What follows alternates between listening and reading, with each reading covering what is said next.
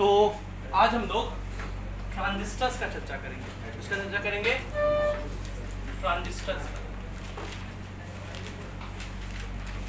Transistors को कहीं कहीं ट्रायोड भी लिखा रहता है। क्या लिखा रहता है? ट्रायोड। यहाँ पर 3 पीएन जंक्शन बनते हैं, मतलब 3 पी टाइप, एन टाइप और पी टाइप, इस तरह करके 3 सेक्शन को मिलाया जाता है, इसलिए इसको ट्रायोड कहते हैं। ट्रांजिस्टर जनरली 2 तरह का होता है।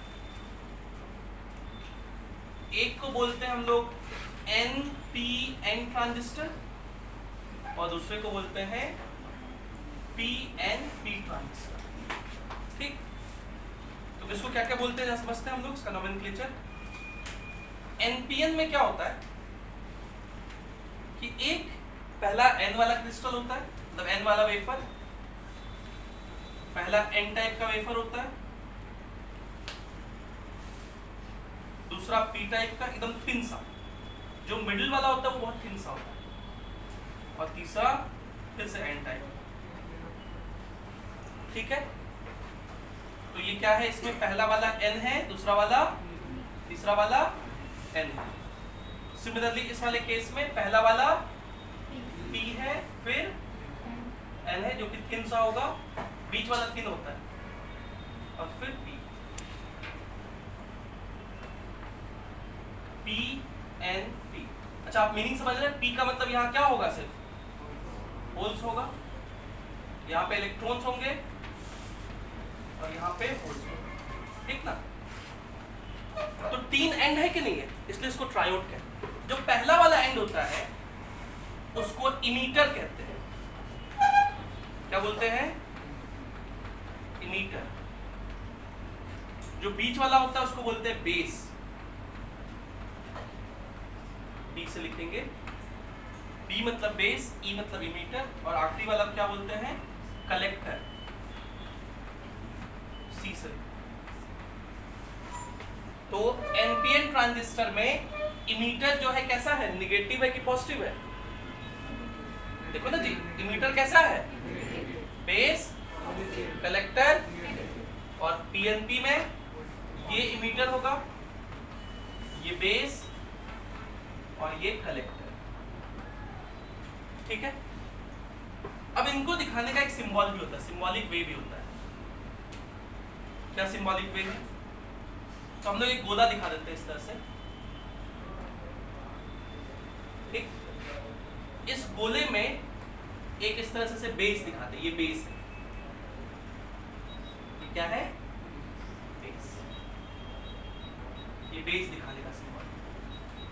ठीक, अब यहां इस तरह से इमीटर होगा, यहां इस तरह से कलेक्टर।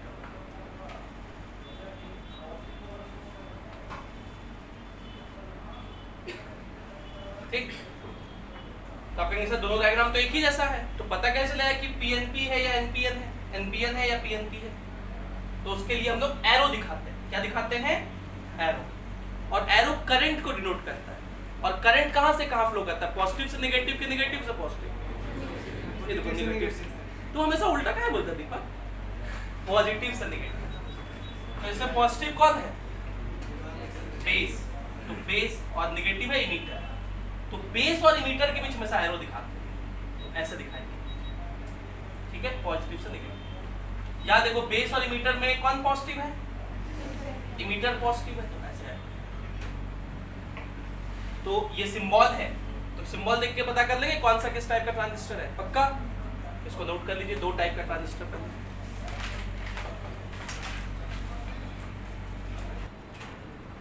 आगे हम लोग को पढ़ना है कि इस ट्रांजिस्टर का एक्शन कैसा होता है, कैसे काम करता है।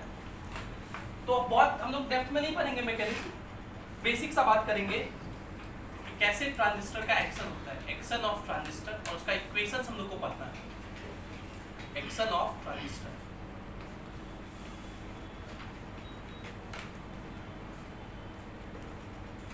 Action of transistor. ठीक, तो ट्रांजिस्टर कैसा भी हो, उसमें ध्यान रखना कि जो इमीटर होता है वो फॉरवर्ड बायस्ड होता है। इमीटर कैसा होता है? फॉरवर्ड बायस्ड, उसको बायस करते हैं कैसा? फॉरवर्ड बायस करते हैं। और जो कलेक्टर होता है उसको रिवर्स बायस करते हैं। कलेक्टर कैसा होता है? रिवर्स बायस्ड होता है। तो हमें याद रखना है किसी भी ट्रांजिस्टर में इमीटर कैसा बायस्ड होता है? फॉरवर्ड, और कलेक्टर लिखिए the emitter of a transistor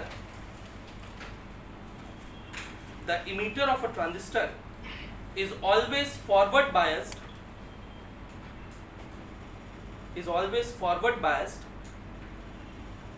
where collector is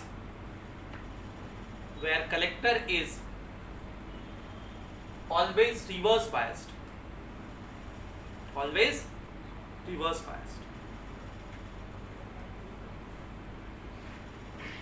तो इस बात को हम लोग किसी एक ट्रांजिस्टर के लिए समझ लेते हैं, जिसमें आपकी मर्जी करे। तो आपकी मर्जी नहीं चलेगी क्योंकि एनपीएन का ज्यादा यूज होता है, इसलिए हम लोग किसके लिए डिस्कस कर लेते हैं? एनपीएन के लिए। आपको बस डेमोक्रेसी का एहसास दिलाया जा रहा था कि आप अपने हिसाब से चूज कर लीजिए। तो ये एन है, ये पी है और ये एन। ये इमीटर है, दूसरा वाला को क्या बोलते हैं? बेस, और तीसरा वाला को। अब जरा ये बताना कि अगर मुझे इस इमीटर को फॉरवर्ड बायस करना है, फॉरवर्ड बायस किसको बोलते हैं? जब पॉजिटिव किससे कनेक्टेड हो? पॉजिटिव से। नेगेटिव किससे कनेक्टेड हो? इमीटर को फॉरवर्ड बायस करना है। इमीटर कैसा है? पॉजिटिव कि नेगेटिव? इमीटर कैसा है? यहाँ देखो, यहाँ नेगेटिव है, तो किसके कनेक्ट कर दें? नेगेटिव से। ठीक, ये इमीटर हो गया फॉरवर्ड बायस। ये जो वोल्टेज लगाएंगे उसको VEB कह सकते हैं, या कहीं कहीं VBE भी लिखा जा सकता है। बेस इमीटर वोल्टेज या इमीटर बेस वोल्टेज। ठीक है, इमीटर हो गया फॉरवर्ड बायस। और ये जो कलेक्टर है कैसा बायस होगा? Reverse bias. तो लिखा है ना, कलेक्टर कैसा बायस होगा? रिवर्स बायस में क्या होता है? पॉजिटिव नेगेटिव से कनेक्ट होता है। तो ये नेगेटिव है, किससे कनेक्ट करना है इसको? पॉजिटिव से। ये पॉजिटिव ले लिए, ये VBC। ठीक है, बेस कलेक्टर वोल्टेज क्या बोलते हैं इसको?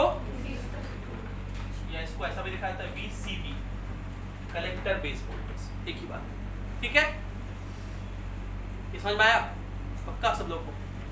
अब इसको क्या सर्किट डायग्राम बनाइए, तो ये तो सर्किट सिंबल नहीं ना है, इसी का सर्किट सिंबल बना के दिखाएं। तो सर्किट में कैसा बना रहेगा? ऐसा बना रहेगा।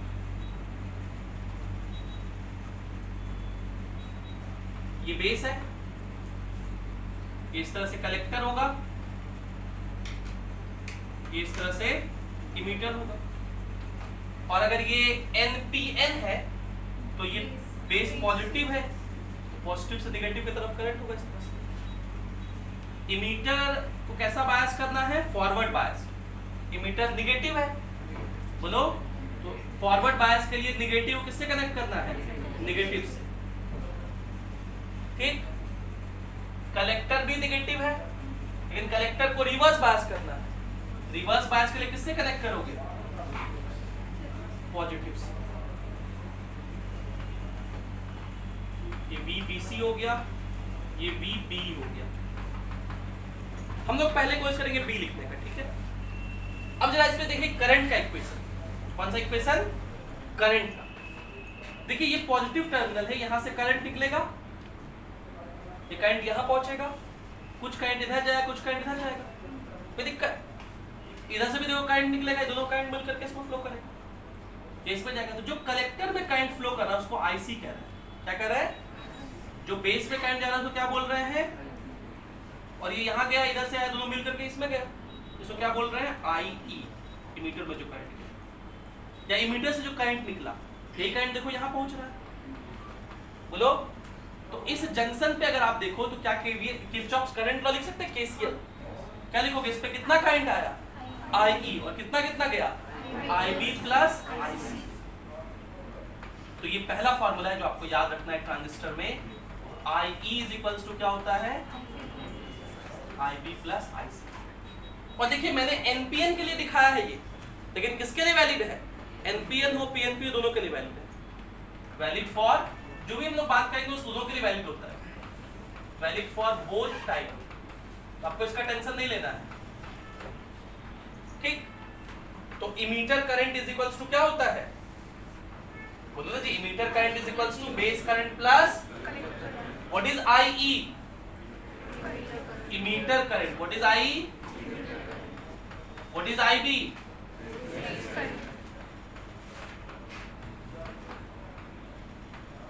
What is IC? Collector current.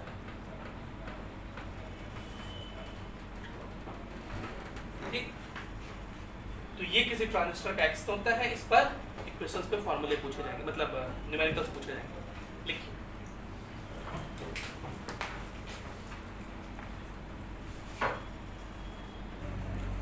तो एक सवाल लिखते हैं हम लोग इसके ऊपर। देखिए एक सवाल, in an NPN transistor circuit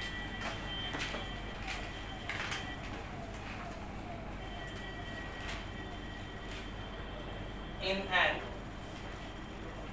NPN transistor circuit,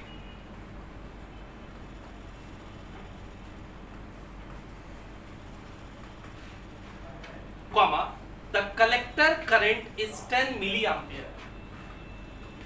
The collector current is 10 milliampere.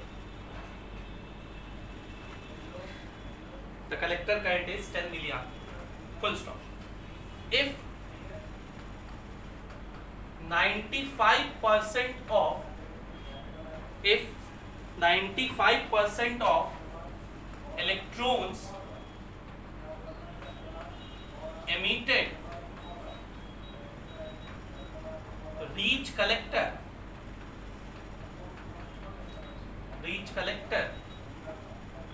then what is base current?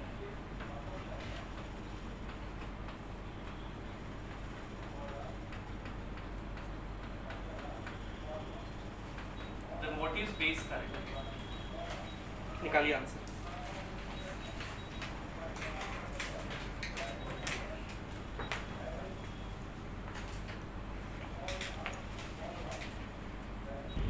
तो इस क्वेश्चन में देखिए, इस लाइन का खाली मतलब समझ लीजिए। 95% of electrons emitted reach collector. 95% जो इमीटर रिलीज किया, मतलब जितना भी इमीटर रिलीज किया उसका 95% ही कहां पहुंचा? कलेक्टर पर। इसका क्या मतलब कि जो कलेक्टर पर जो करंट होगा, कलेक्टर पर जो वो क्या होगा? 95% ऑफ इमीटर का करंट होगा, क्योंकि इमीटर का 95% ही कलेक्टर पर पहुंचा। बोलो, और इमीटर का करंट दिया हुआ है 10, 95/100 इनटू इमीटर का करंट। इसको इधर भेज दिया तो इमीटर का करंट निकल जाएगा, निकल जाएगा 1000/95, 5 से काटेंगे तो 200/19 मिली एम्पियर। बोलो, और आपसे बेस करंट पूछा तो आप जानते हैं IE इज इक्वल्स टू क्या होता है? IB plus IC। IE पता चल गया हम लोग को 200/19। IB कितना है? नहीं निकालना है, IB तो निकालना है। और IC कितना है? 10। इसको उधर भेजो तो माइनस हो जाएगा, तो 10/19 मिली एम्पियर। पॉइंट लगाए 100 तो 19×5 = 95, 50, 19 दूनी 38, 120,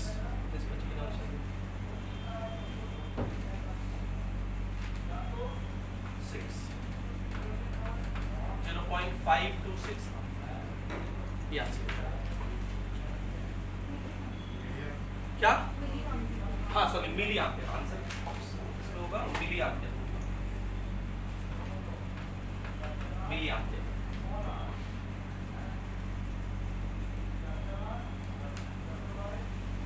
ठीक है, अब देखिए ट्रांजिस्टर का का बहुत सारा कन्फिग्रेशन होता है, बहुत सारा कन्फिग्रेशन होता है। हम लोग कुछ कन्फिग्रेशन के बारे में सीखेंगे भी जो बहुत इंपॉर्टेंट है। कन्फिग्रेशंस of transistor.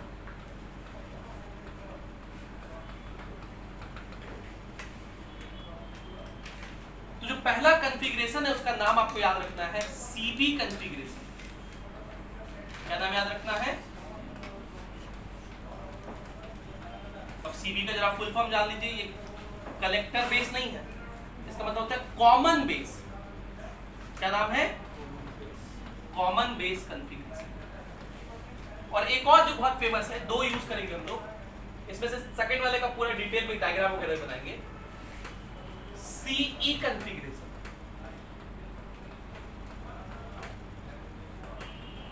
CE configuration. CE configuration. C configuration का फुल फॉर्म क्या होगा? Common emitter. Common emitter. आपको सर्किट समझाएंगे तो आपको समझ में आएगा क्यों किसी को कॉमन बेस किसी को कॉमन इमीटर कहते हैं, वो समझ में आएगा। लेकिन ये दो कन्फिग्रेशन के बारे में हमें याद रखना है, इनके बारे में कुछ कुछ बात पूछा जाता है।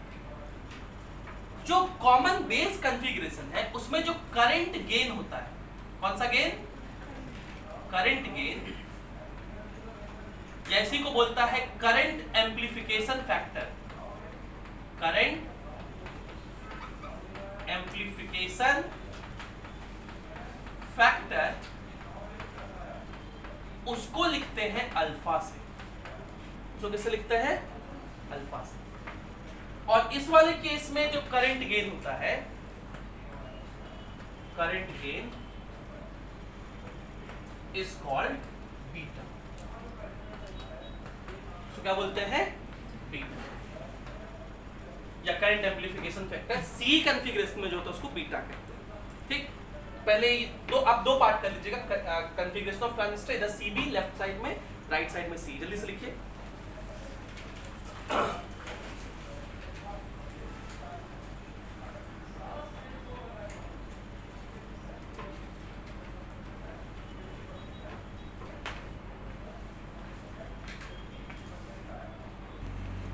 अब देखिए, ये अल्फा बीटा का फार्मूला क्या होता है, इसको समझने का ट्रिक है। मैं स्ट्रिक को समझा रहा हूं, खूब ध्यान से समझना। देखो, सीबी कॉन्फ़िगरेशन का मतलब, आप मोटा मोटी डायग्राम ये वाला ध्यान में रखिए। मोटा मोटी ये ट्रांजिस्टर डायग्राम में रखिए। और बी का मतलब बेस, जो बीच में होगा, इमीटर कलेक्टर। सीबी कॉन्फ़िगरेशन का मतलब बेस कॉमन है, मतलब बेस बीच में है, ऐसा। ये लगभग सीबी कॉन्फ़िगरेशन ऐसा ही दिखता है। ठीक। और अगर हम कहें सी कॉन्फ़िगरेशन, मतलब उसमें इमीटर बीच में होगा, बेस इधर हो जाएगा। कुछ इस तरह से दिमाग बनाया जाए, जैसे ये सर्किट को ऐसे बना करके इधर कर दें, ये कुछ इधर कर दें, तो इस तरह से दिखाएंगे अभी कैसा दिखता है। तो आप समझ लीजिएगा, सी कॉन्फ़िगरेशन का मतलब इमीटर बीच में, कॉमन। कॉमन इमीटर मतलब इमीटर कॉमन, और कॉमन बेस का मतलब बेस कॉमन। ये ध्यान रखना है। तो सीबी कॉन्फ़िगरेशन में क्या कॉमन है? बेस। हम लोग हमेशा कलेक्टर पे क्या करंट पहुंच रहा है उसकी बात करेंगे। तो अल्फा, अभी हम डीसी की बात करें, मतलब करंट डायरेक्टली कितना कितना पहुंचा, अल्फा डीसी। तो हमेशा किसके रेस्पेक्ट में बात करेंगे? कलेक्टर पर कितना पहुंचा। तो क्या लिखेंगे आप? IC, collector current, by alpha. क्या रेशियो है किसका? Collector current by base. तो कॉमन है, तो बेस के रेस्पेक्ट में बात नहीं करेंगे, किसके रेस्पेक्ट में बात करेंगे? इमीटर के रेस्पेक्ट में, आई। बात समझ में आया? और ये सब किस कंडीशन पे करेंगे? जब वोल्टेज किसके किसके बीच, कलेक्टर जहां पे आ रहा है और बेस, बेस कॉमन है ना, कलेक्टर और बेस के बीच वोल्टेज क्या रहे? सॉरी, कांस्टेंट रहे, जीरो क्या रहे? कांस्टेंट रहे। बेस कलेक्टर वोल्टेज क्या रहे? कांस्टेंट। फॉर्मूला याद रहा? अब इसी फॉर्मूले पे इसका फॉर्मूला बनेगा। बताओ बीटा डीसी क्या लिखोगे? तो करंट गेन क्या है? रेशियो है किसका? कलेक्टर करंट का। तो आईसी ऊपर रहेगा, किसके रेस्पेक्ट में? तो भाई देखिए, यहां तो बेस कॉमन था, तो इमीटर के रेस्पेक्ट में बात की। यहां कौन कॉमन है? इमीटर। तो किसके रेस्पेक्ट में बात करेंगे? बेस के रेस्पेक्ट में, आईबी। ठीक है। कंडीशन होगा कौन सा वोल्टेज कांस्टेंट रहे, कलेक्टर और जो कॉमन चीज है क्या, इमीटर, सीई कांस्टेंट है। यहां क्या था, वीसीबी कांस्टेंट है ना। क्या बात समझ में आया, पक्का। अब याद करो कोई भी ट्रांजिस्टर, ये तो कॉन्फ़िगरेशन है, उसका अरेंजमेंट है, कोई भी ट्रांजिस्टर उसके लिए क्या फार्मूला होता है, IE is equals to IB plus IC होता है। अच्छा, इसको AC के लिए भी लिखा जा सकता है। अगर इसको AC के लिए लिखेंगे तो क्या लिखेंगे, चेंज लिखना पड़ेगा खाली, delta IC by delta IB provided this condition is met, ठीक है। और इसके इसी तरह इसका भी लिखेंगे तो अल्फा AC क्या लिखोगे, प्रोवाइडेड VBC इज कांस्टेंट। अब देखो IE इज इक्वल्स टू क्या होता है, IB प्लस IC। अब IC तो दोनों में है देखो, है ना, तो हम क्या कर रहे हैं, इस इक्वेशन में IC से डिवाइड कर दे रहे हैं, तो ये बनेगा IE by IC is equals to IB by IC plus, बनेगा ना। अब बताओ IE बाय IC को क्या बोलते हैं, 1 बाय अल्फा बोलते हैं, IC बाय I अल्फा, तो IE बाय IC क्या होगा, और ये क्या हो जाएगा, तो ये अल्फा और बीटा के बीच का रिलेशनशिप। जेईई मेंस 2016 में ये पूछा गया था कि which of the following is correct relationship between alpha and beta, direct formula ही पूछ दिया था।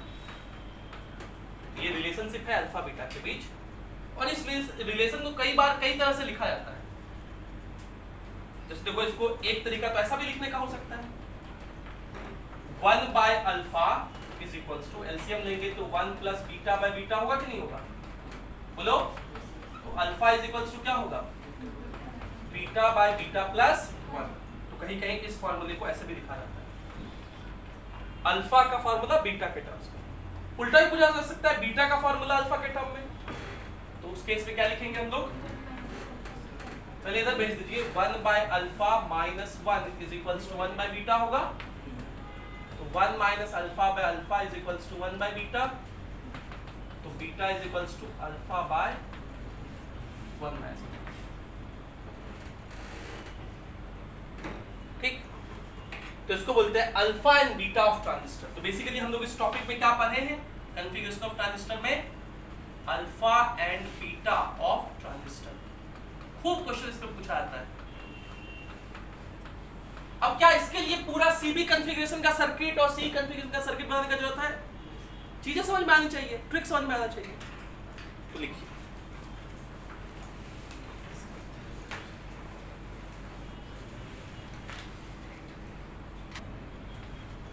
चलिए इस पर एक दो सवाल लिख लेते हैं जो सवाल पूछा जाएगा।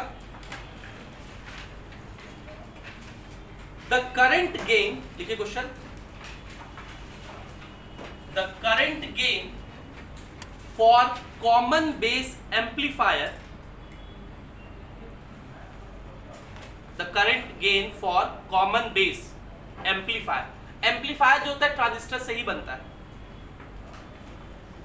तो कौन सा कंडीशन का है ये, कॉमन बेस मतलब सीबी कॉन्फ़िगरेशन का, और उसका करंट गेन का बात कर रहा है, मतलब क्या चीज का बात करने जा रहा है, बोलो, ए अल्फा। अल्फा किसका बात करने जा रहा है, तो लिखिए the current gain for common base amplifier is 0.98, मतलब अल्फा दिया हुआ है 0.98।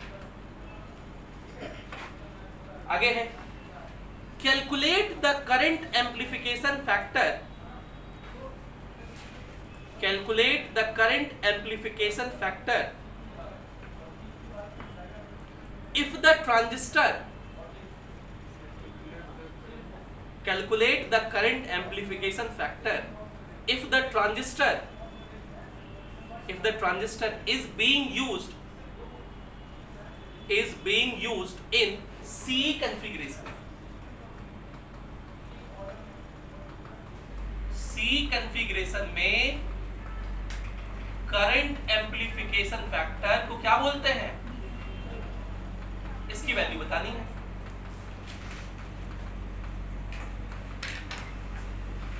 तो बीटा कहते हैं, इसकी वैल्यू बतानी है। तो ये कौन से फॉर्मूले से है? अल्फा और बीटा के रिलेशनशिप से। तो हम लोग जानते हैं ये वाला रिलेशन याद रखना, 1/α = 1/बीटा प्लस, यहाँ से बीटा के लिए फॉर्मूला लिख लो, 1/α - 1 = 1/बीटा, तो 1 - α/α = 1/बीटा, therefore beta = α/1 - α, 0.98 by 0.02, 49 answer, 49 answer.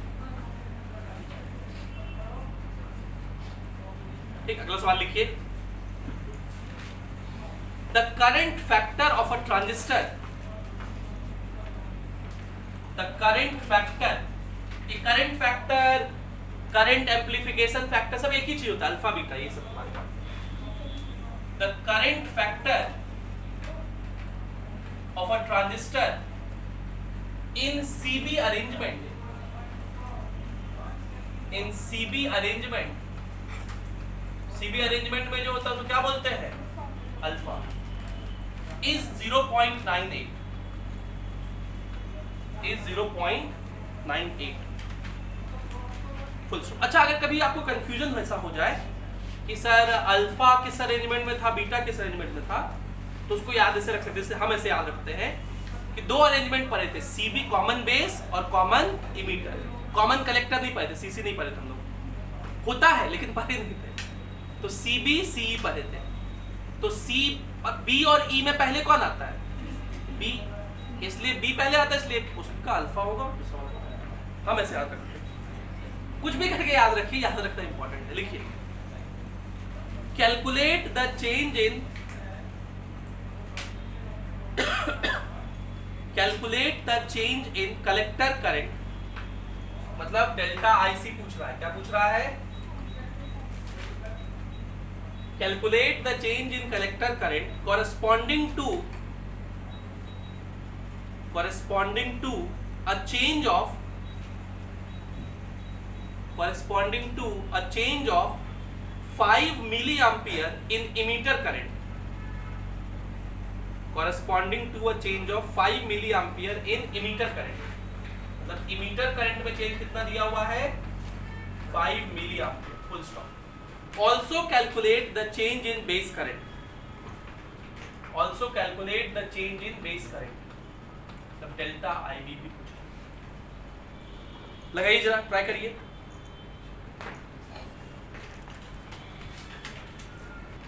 ये तो एक लाइन का सवाल था, इतना टाइम क्यों लगाना था? क्या है भाई? सीबी अरेंजमेंट है, कॉमन बेस अरेंजमेंट है, इसमें अल्फा की बात होती है। अल्फा का फार्मूला चलिए हम लोग याद करते हैं। अल्फा था कि भाई हमेशा हम लोग कलेक्टर करंट के कॉरेस्पॉन्डिंग बात करते हैं, और किसके रेस्पेक्ट में? बेस तो कॉमन है, तो इमीटर के रेस्पेक्ट में बात करेंगे, डेल्टा आई। तो हम लोग को अल्फा दिया हुआ है 0.98, डेल्टा आईसी तो पूछा है, हम दो जगह एक क्यों लिखे ऐसे? कुछ गलती लिख दे, कुछ भी। Calculate the change in collector current corresponding to a change of 5 milliampere in emitter current, ये डेल्टा आई दिया हुआ है, डेल्टा आईसी पूछा है, डेल्टा आई दिया हुआ है 5, इसको इधर भेज दीजिए, तो 4.9 मिलीएम्पियर ये हो गया डेल्टा आईसी। इससे आसान क्या सवाल पूछा जा सकता है? खाली putting the formula getting the answer है, खाली सही से टर्म्स याद रखिए। आईबी पूछा है, तो आप अभी सीखे किसी भी ट्रांजिस्टर के लिए IE इक्वल्स टू क्या होता है? IB plus IC। इसको डेल्टा के फॉर्म में लिख दीजिए, delta IE equals to delta IB plus delta IC। Error का रूल याद करिए, ऐसे लिखता ना, तो डेल्टा IE आपको पता है 5, डेल्टा IB आपको निकालना है, और डेल्टा IC 4.9, तो डेल्टा IB कितना हो जाएगा? 0.1 मिलीएम्पियर आंसर।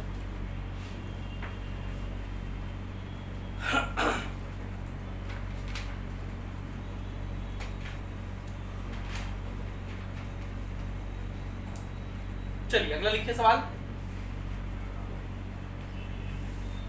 अगला सवाल लिखिए। The current amplification factor, the current amplification factor for CE arrangement, for CE arrangement, तो सीई अरेंजमेंट में क्या होता है, beta is 59, is 59, is 59, full stop. If emitter current is 5 milliampere, emitter current कितना है 5 milliampere, then find collector current. तो आपको IC बता दें,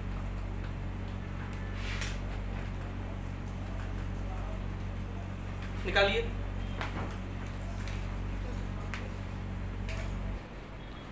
तो देखिए चलिए इसको, बीटा, बीटा क्या होता था, तो मैं तो ऐसे याद रखता हूं, सीई अरेंजमेंट है तो कलेक्टर कैसे पर बात करेंगे, और सीई अरेंजमेंट है तो इमीटर कॉमन है तो बेस के साथ बेस IC बाय I, ठीक है। अच्छा ये ऐसा IC बाय I इसलिए कहते हैं कि कलेक्टर हमेशा आउटपुट पे होता है और कॉमन इमीटर में इमीटर कॉमन है, बेस इनपुट पे होगा, अभी दिखाएंगे डायग्राम में, तो आउटपुट बाय इनपुट इसलिए सर। IC तो हम लोग को निकालना है, तो IC एस्टिज हो गया, नीचे लिख देते हैं, तो IC को हम लोग x मान लेते हैं,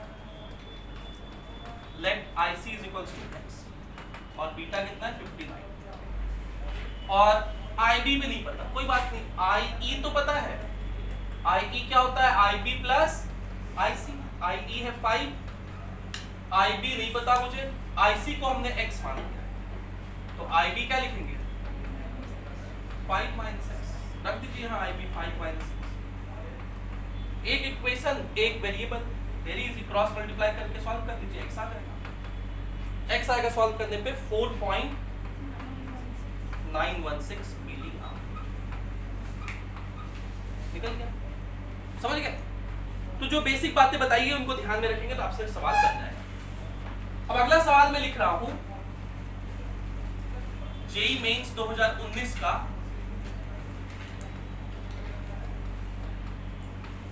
और इसी सवाल में हम सी अरेंजमेंट भी बना दे रहे हैं और इसी सवाल में एम्पलीफायर भी बता दे रहे हैं, क्योंकि सीई अरेंजमेंट का ही यूज एम्पलीफायर में होता है और इस क्वेश्चन में दिया हुआ था, इसलिए आप लिखिए, सवाल लिखिए मेरे साथ। A common emitter amplifier, a common emitter amplifier, common emitter मतलब क्या हो गया सी वाला कहीं यूज करते हैं एम्पलीफायर में, क्यों यूज करते हैं वो भी अभी बताएंगे। A common emitter amplifier, a common emitter amplifier circuit is shown in figure, is shown in figure,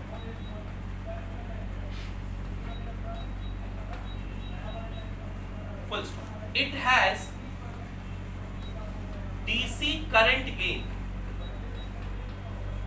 it has DC current gain as 250, RC is equals to 1 kilo ohm and VCC is equals to 10 volts, full stop. What is minimum base current, what is minimum base current for VCE to reach saturation?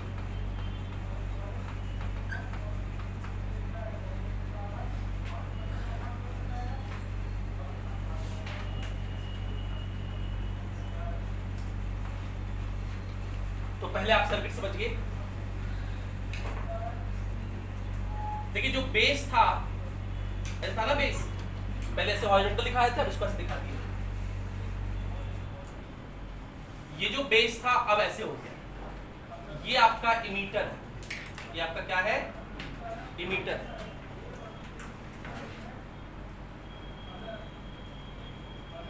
और ये आपका collector. अभी circuit को गौर से देखो, इधर से लाएंगे तो भी इमीटर पहुंचेंगे, इधर से लाएंगे तो भी किस पे पहुंचेंगे तो ये कैसा सर्किट हो गया? Common emitter. ठीक, कॉमन बेस में क्या रहा होगा? इमीटर यहाँ रहा होगा, बेस यहाँ रहा होगा, इसी को घुमा दीजिए। अब हमेशा हम लोग एनपीएन ट्रांजिस्टर ज्यादा यूज करते हैं। कौन सा ट्रांजिस्टर? एनपीएन। तो ये एन रहा होगा, ये पी रहा होगा, ये एन रहा होगा। एन पी एन, बेस वाला बीच में होता है, तो एन पी, तो पॉजिटिव से नेगेटिव की तरफ करंट लिया होगा। यहाँ पर एक रजिस्टर रहता है, ये सब सर्किट दिया हुआ है क्वेश्चन में, ये आरबी बोलते हैं। यहाँ पर एक बैटरी रहता है, और आपको पता हो ट्रांजिस्टर जो होता है वो उसमें इमीटर कैसा बायस्ड होता है? इमीटर कैसा बायस्ड होता है? वो एक्शन में होता है जब वो काम कर रहा है। बाकी कुछ बनाने के लिए हम लोग जैसा चाहे वैसा कर सकते हैं। तो इसमें देखो ऐसा दिया हुआ है। अच्छा, कभी कभी इसको ऐसे ज्वाइन कर देगा, ज्वाइन ना करके सीधा दिखाना हो तो इसको ऐसे अर्थ कर दिया, इसको भी ऐसे अर्थ कर दिया। बातें की बात हुआ कि नहीं हुआ? दोनों को ज्वाइन कर दे, और ये वोल्टेज चुका है VB। इसी तरह यहां से ऐसे RC एक रजिस्टर लिया है, और ये VCC एक वोल्टेज, और ज्वाइन करने की जगह ऐसे अर्थ कर दिया। तो बात एक ही समझना है, अर्थ है मतलब सब लोग क्या है? ज्वाइंट है। तो मैं उसको ज्वाइन करके भी दिखा दे रहा हूं। इस सब का मतलब एक ही बात होता है, सब क्या है? ज्वाइंट, एक ही बात है। अब देखिए, इसमें ये जो सर्किट है इसको बोलते हैं इनपुट सर्किट। इधर वाले क्या बोलते हैं? और इधर वाले को आउटपुट। ठीक, अब एक फॉर्मूला तुम्हारा सबके लिए वैलिड होगा कि IE जो होता है वो क्या होता है? IB प्लस, सुनना ध्यान से, IE, ये जो करंट ऐसे निकला ये है IE। ये I इधर गया तो इधर कितना जाएगा? IB, और इधर कितना जाएगा? यही IC SL भी यहाँ पहुंचा होगा, और यही वाला IB SL के यहाँ पहुंचा होगा। कोई दिक्कत इस बात में? अब पहले हम लोग सवाल कर लेते हैं, फिर आगे की बात करेंगे। सवाल कर लेते हैं, फिर आगे पॉइंट्स लिखेंगे। सबसे पहला बात कि कैसा कॉन्फ़िगरेशन है, तो इसमें जो भी करंट की बात होगी वो कौन सा करंट का बात होगा? मतलब करंट एम्प्लीफिकेशन फैक्टर जो होगा वो बीटा होगा। क्या कहेंगे? और मैंने बताया था करंट एम्प्लीफिकेशन फैक्टर बीटा क्या है? Output by input. तो देखो आउटपुट सर्किट ये है, इसमें करंट क्या है? IC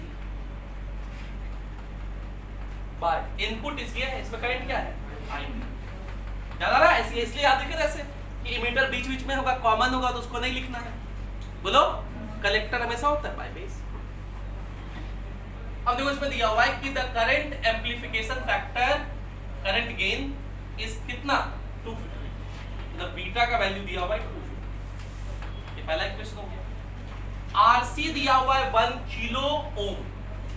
RC ये कितना दिया हुआ है? 1000 ओम। नाम लिख दिया कुछ भी, RC मतलब कलेक्टर के पास से RC। VCC कितना दिया हुआ है? 10 ओम। आपसे पूछ रहे हैं what is minimum base current, IB का वैल्यू बताइए। ठीक है, और IB के लिए कंडीशन क्या लिखा है कि V मतलब कलेक्टर इमीटर वोल्टेज क्या हो जाए? सैचुरेशन हो जाए। सैचुरेशन मतलब क्या? 0। मतलब कंडीशन क्या है कि VCE क्या हो जाए? 0 हो जाए। मतलब कलेक्टर से आप इमीटर तक चलिए और वो वोल्टेज ड्रॉप कितना होना चाहिए? कहाँ है कलेक्टर? यहाँ है। इमीटर यहाँ है, यहाँ बोल सकते हो। तो कलेक्टर से इमीटर तक चलिए ऐसे, और क्या पुट कर दीजिए? चलिए ऐसे चलिए, कोई ड्रॉप होगा? कोई ड्रॉप नहीं, कोई ड्रॉप नहीं। इसमें कितना drop? Minus IC into RC, बोलो, प्लस पहुंच गए इज इक्वल्स टू क्या?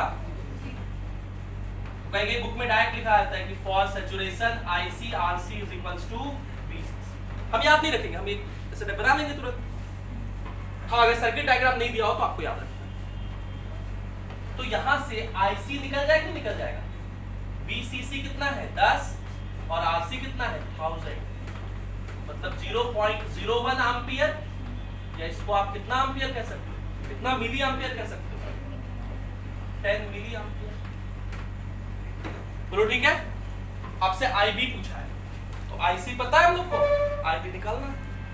तो 250 इज इक्वल्स टू IC कितना है? 10, और IB निकालना है। तो IB कितना हो जाएगा 10/250 कितना हो जाएगा ये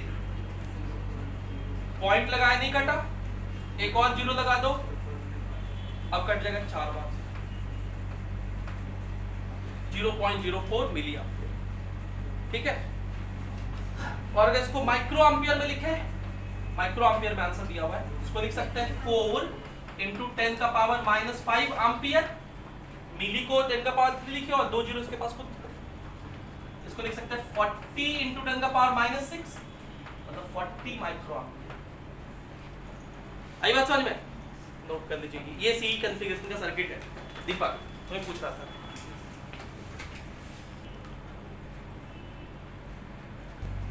तो एक दो फॉर्मूले और हैं जिनको लिख करके खत्म कर दे फिर हम ट्रांजिस्टर का डिस्कशन। तो मुझे इस डायग्राम का यूज है क्योंकि आपको डेफिनेशन समझने में आसानी होगी इसलिए हम इस डायग्राम को इधर कर रहे हैं ठीक है।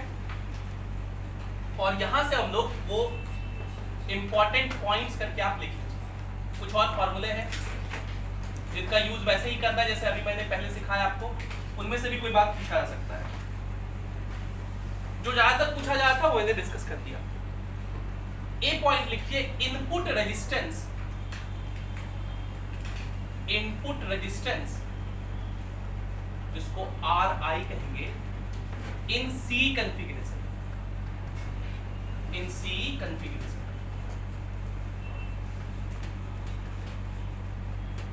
Input resistance in C configuration ठीक है। अब सुनेंगे मेरी बात ध्यान से। देखो रेजिस्टेंस क्या होगा voltage by current voltage by change के फॉर्म में बात करेंगे तो change in voltage by change in और इनपुट की बात करें मतलब इनपुट सर्किट में ये है इनपुट सर्किट ये क्या है तो इनपुट सर्किट में बेस और इमीटर ये क्या है इसके बीच जो वोल्टेज होगा VBE V इसका चेंज लिखिए बाय करंट क्या इन कर रहा है IB इसमें चेंज लिखिए। कब इसका कंडीशन क्या होगा जब इनपुट लिख रहे हैं तो आउटपुट कांस्टेंट होना चाहिए तो C और E के बीच वोल्टेज कांस्टेंट होना चाहिए VC क्या होना चाहिए आउटपुट वोल्टेज कांस्टेंट होना चाहिए। समझ गए input voltage by input current ठीक समझ में आया। दूसरा होता है आउटपुट रेजिस्टेंस और ये सब डेफिनेशन है ये नहीं पूछना कि सर ऐसा क्यों हुआ। आउटपुट रेजिस्टेंस उसको डिफाइन करते हैं C कॉन्फ़िगरेशन में तब C लिख दे रहे खाली। फिर से आउटपुट रेजिस्टेंस मतलब आउटपुट के क्रॉस वोल्टेज आउटपुट C तो क्या लिखे होगे बताओ डेल्टा VC और करंट आउटपुट में कौन सा है IC तो डेल्टा IC और इसके लिए हम लोग को इनपुट करंट कांस्टेंट रखना है IB कांस्टेंट होना चाहिए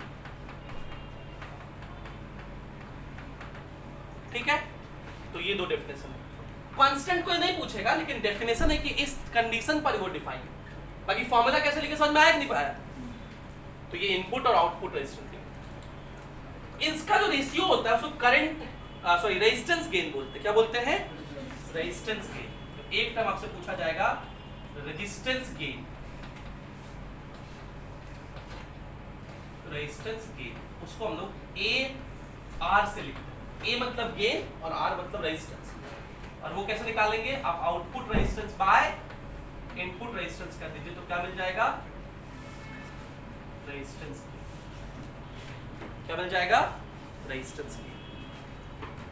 एक और होता है वोल्टेज गेन करंट गेन हम लोग बात किए थे बीटा इसमें जो करंट गेन था उसको क्या बोलते हैं बीटा करंट गेन हो गया रेजिस्टेंस गेन हो गया एक होता है वोल्टेज गेन उस तरह output voltage by input voltage को वोल्टेज गेन कहते हैं। तो ये लिखो फिर हम लोग को लिखना यहाँ करंट IB कांस्टेंट हाँ यहाँ वोल्टेज आउटपुट में वोल्टेज इनपुट में करंट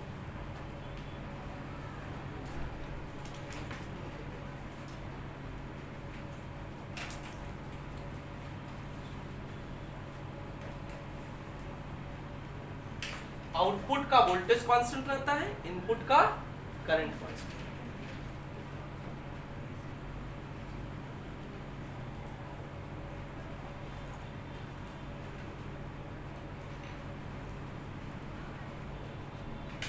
चलो एक दो और मुझे फॉर्मूले लिखते हैं।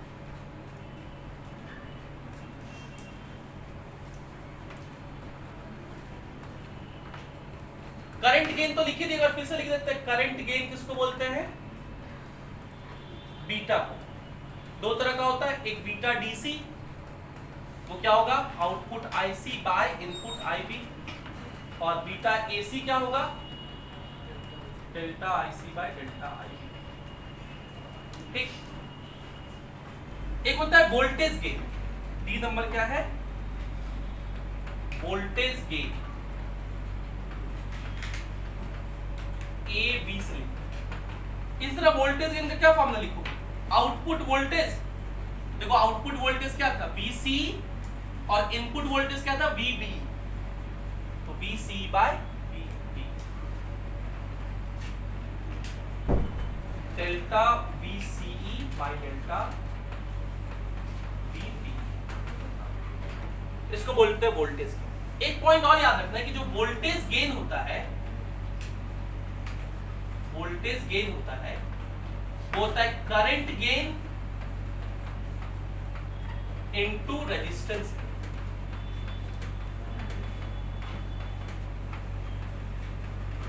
अरे भाई V is equals to I R तो होता ही है ना, तो खाली गेन के टर्म में लिखा हुआ है। तो वोल्टेज गेन हो गया AV, करंट गेन को बीटा जैसा भी लेना हो AC DC, और रेजिस्टेंस गेन हो गया AR। एक फॉर्मूला। एक टर्म आखिरी है, वो है पावर गेन। एक टर्म आखिरी क्या है? Power gain. तो सीधा पावर गेन क्या लिखोगे? ई नंबर में पावर गेन क्या लिखोगे? एपी से। पहले तो पावर गेन होगा output power by input power, और जैसे पावर होता है I square into R, I square into, तो यहां लिखेंगे करंट गेन का स्क्वायर, मतलब beta square into resistance gain A R, और बीटा डीसी या एसी जो लेना हो तो एसी का खूब यूज करते हैं, एसी। तो ये है power gain.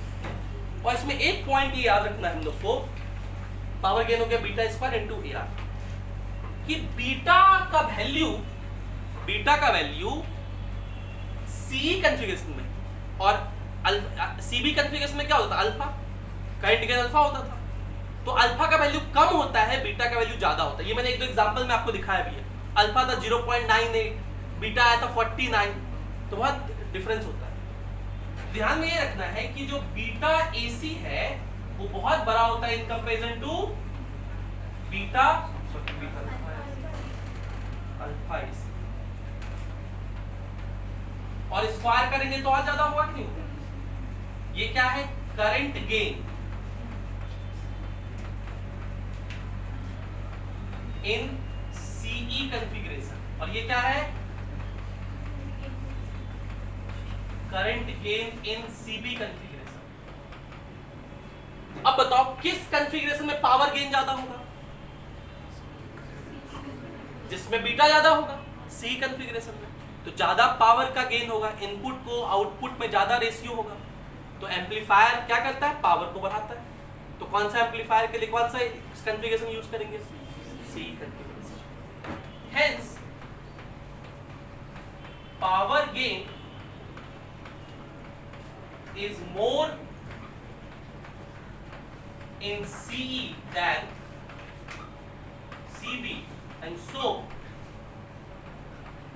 transistor as amplifier in CE, इसलिए ट्रांजिस्टर एम्पलीफायर कैसा किसमें होता है? CE में होता है। और एक आखिरी पॉइंट है कि जो एम्पलीफायर होता है या ट्रांजिस्टर होता है सी कॉन्फ़िगरेशन में, उसमें जो आउटपुट और इनपुट होता है उनके बीच फेज डिफरेंस होता है 180 डिग्री का, पाई का। ये सवाल 2017 में पूछा भी गया था। ये एक लाइन आपको याद रखता है। तो ये ई पॉइंट हो गया, ये लिख लो, उसके बाद एक पॉइंट के लिखवा देंगे। जल्दी से लिखो, ये स्लाइड का। तो ये यहां से लिखा ना इंपॉर्टेंट पॉइंट्स, पॉइंट को यहाँ कर दिए तो दो कम से कम कॉलम आप एक साथ लिख पाएंगे। ये लिखे सी डी तक,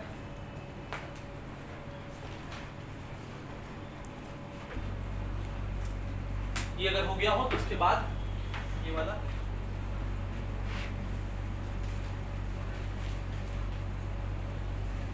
तो मैं वो पॉइंट लिख देता हूं, आखिरी पॉइंट क्या लिखना है कि transistor as amplifier in C configuration। और हम लोग जो ट्रांजिस्टर जनरली यूज करते हैं वो कौन सा होता है, NPN। ठीक है, तो NPN भी गए या नहीं भी गए तो यही समझना है। Transistor as amplifier in C configuration has output and input phase difference of 180 degree part, 180 degree part. और फेज डिफरेंस किसका, वोल्टेज का। Output and input voltage phase difference of 180 degree जब पार्ट। और ये जेईई मेंस 2017 में पूछा गया था। कब पूछा गया था, जेईई मेंस 2017 में पूछा भी गया। तो ये पॉइंट याद रखना है। इतना बात अगर ट्रांजिस्टर में याद रखेंगे तो आपका काम चल जाएगा। ठीक है, पहले बोर्ड में तो भी आता था तो इतना बात लिख देने से काम चल जाता था। जनरली बनाने आता था ट्रांजिस्टर इन C कॉन्फ़िगरेशन, तो पीछे डायग्राम बनाया हुआ वो बना दीजिए तो काम चल जाएगा। अब तो बोर्ड में आता भी नहीं है, जो भी हम लोग पढ़े वो जेईई मेंस के लिए पढ़े हैं अभी तक, लेकिन IIT में भी इस साल से इंक्लूड हो गया। तो जितना बात आप पढ़े वो IIT में भी आपसे पूछा जाएगा। That's all, thank you, bye bye, take care.